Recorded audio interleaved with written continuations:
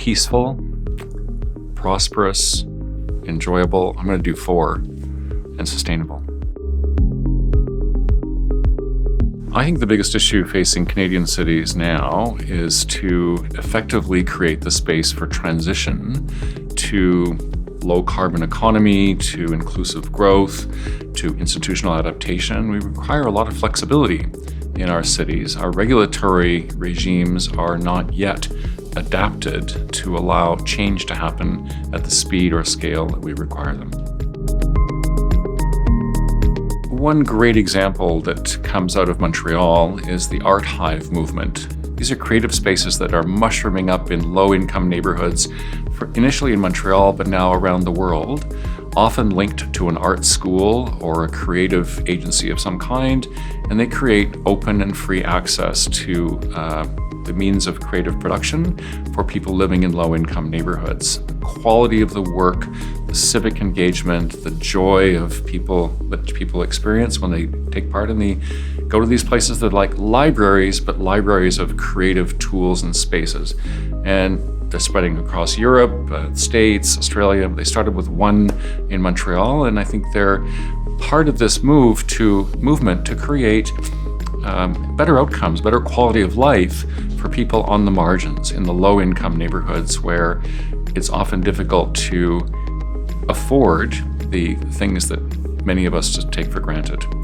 Another great example of this is the Community Food Centre movement, which began in Toronto, which is transforming food banks into community resources for gardening, for sharing diverse foods from different cultural organizations, pizza ovens, places for children to come and learn how to grow food, community gardens, and so on, all attached to what was once just the idea of giving free food, often not very good quality, to people who didn't have enough. So transforming a charitable service into a community asset is, I think, a really great example of what can happen. I'll give you one more, which is we have so many empty buildings in our cities which cost money to heat, insure, maintain, and while they're empty, actually depress real estate values around them.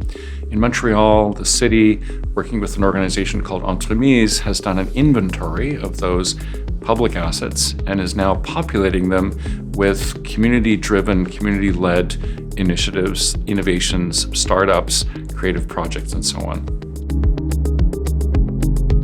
I think the city in 50 years is going to be radically different from what we have today. It's going to be ecosystemic in that its processes will more closely mimic or reflect those of natural biology.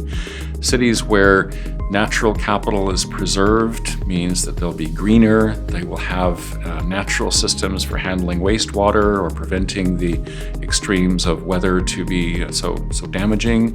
They'll be better linked to their surrounding rural areas. I think we want to break down the divide between center, sort of big metropolitan areas and the surrounding areas that support them.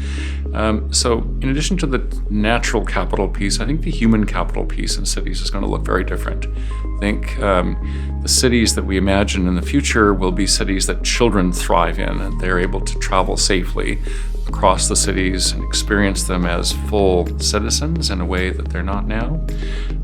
So we've got the human capital, the natural capital, and the social capital is really, we have to think about, and I think we're going to see an expanded and reimagined civic commons. So places for public enjoyment of the city, for sharing, learning, experiencing, participating in cultural projects and activities and so on, are really going to be something that we can see it now, we can get there, but I think in 50 years we'll be thriving on that count too.